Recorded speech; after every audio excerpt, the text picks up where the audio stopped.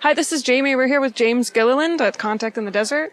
Hi, James. Hi. Thanks so much for talking to us. Oh, thanks for having me. So, you just did a workshop. What was your workshop about?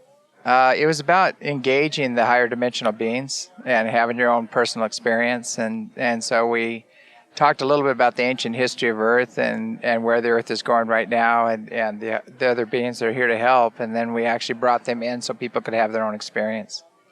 Cool. So how did you get started on the path of this field? Died. I had a drowning and I died and crossed over and then returned and came back. And wow. I came back with an interdimensional mind, so I can go back and forth from the source of the other dimensions and experience the other dimensions and actually make that available for others. So it's transferable. Huh. Were you a lot younger? Like, did this happen when you were young and then you've had a lot of time to process it? Well, I had one at 5 years old, and then I had another one at about 25. Wow. So the drowning was at 25, and then I had bronchial pneumonia when I was 5 years old, and I was in between worlds a lot and talking with the other beings.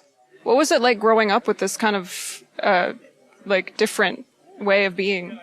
It's kind of rough, actually, because, you've got an interdimensional mind and you're all blissed out and you're experiencing all these other fields and you're hearing what people think and hearing what they say, and at the same time you're feeling what they feel, and so they're not congruent, so you're getting all this input, and it's kind of rough, because people say one thing, think something else, and feel something totally different. So yeah, we get pretty good at that, I think, over time. Yeah, exactly. You learn to be really good at faking it. Yeah.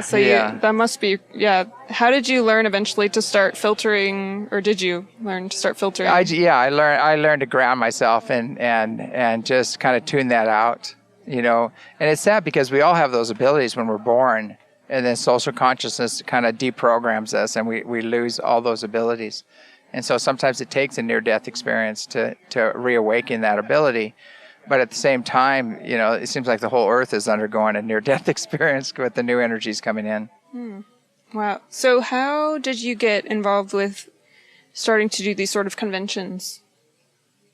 Basically, I wrote 3 books. Wrote Reunion with Source and Becoming Gods and The Ultimate Soul Journey. And people started reading the books, and next invitations started coming. And so I just said yes, and went out there and started checking them out at the conferences, and it just built from there. Everybody loved the work I was doing, and so they wanted to come and have their own experience. Oh, interesting. So, and you're known for having is it the ECETI Ranch? Yes, Will you talk a little bit about the ECETI Ranch? It's a vortex, and it's a very well-known power spot, and people come to the ranch, and the veils between worlds are very thin. So when people come there, they have experiences, and some people are really connected to the nature kingdom, and so they'll connect with the gnomes and the fairies and the elves and things like that. Other people are connected to the masters, and so they'll have those experiences. And the people that are focused on the ultra-dimensionals and the higher dimensional beings and ETs and things like that, they can have that experience as well. So everybody's different in their soul quality, and they're more connected to one group or the other, and so because the veils are so thin there, they can reconnect, to their origins, their ancient origins. So I have a question. This is more personal. Like someone like me, for instance, I'm very interested in this stuff, but I naturally don't experience a lot. So say for someone like me, how do people come to your ranch and they're able, even though they might not be that open, are they able to experience? It depends. When people come to the ranch, some people, they'll go like this. They'll say come, and then they'll say and that's what they get, So if you come with an open mind and pure intent and a loving heart, you're going to have an experience there. And we have staunch skeptics come up to the ranch, and to be honest, they're a pain in the ass when they come, but they still have their experiences, and some of them are just blown away. So we have triple PhD Boeing engineers and Lockheed engineers and Air Force base commanders and people like that have come to the ranch and just had their minds blown with what they've experienced. Wow. So as far as the beings that you mentioned that are known as fairies or gnomes, do they appear to people as the pictures that we see in books, or do they appear as more of an energy, or how does that work? Oh, it depends. We actually have photographs of them. We've photographed quite a few of them, and some look very similar to we've seen paintings or pictures in history, of them. There's a lot of different ones out there, different groups. So it's very vast, especially the fourth dimension is massive. It's a massive dimension. And a lot of them are hanging out in there, but because the veils are very thin, they pop in and out. And we had a psychologist up there that was sitting there with a friend of hers, and one of them just flew in her face and hovered and appeared there. And she didn't know what to do with it. She just freaked her out. Huh. And she goes, I medicate people for things like this, and she goes, what do I do with this? And I said, stop medicating people, start listening. Yeah. If only the world would listen to that. Exactly. It would be a lot different, much different place. Oh, yeah. We've saved a lot of people from being actually committed, and all they had to do is learn how to heal the unseen negative influences and learn how to listen to the right ones. Huh. And that was all they needed. They didn't need the drugs. They just needed somebody to talk to them and give them a little training. Huh. And so you did a panel with George Norrie yes. and a few of the other speakers. Mm-hmm. What was the main topic that you guys were talking about?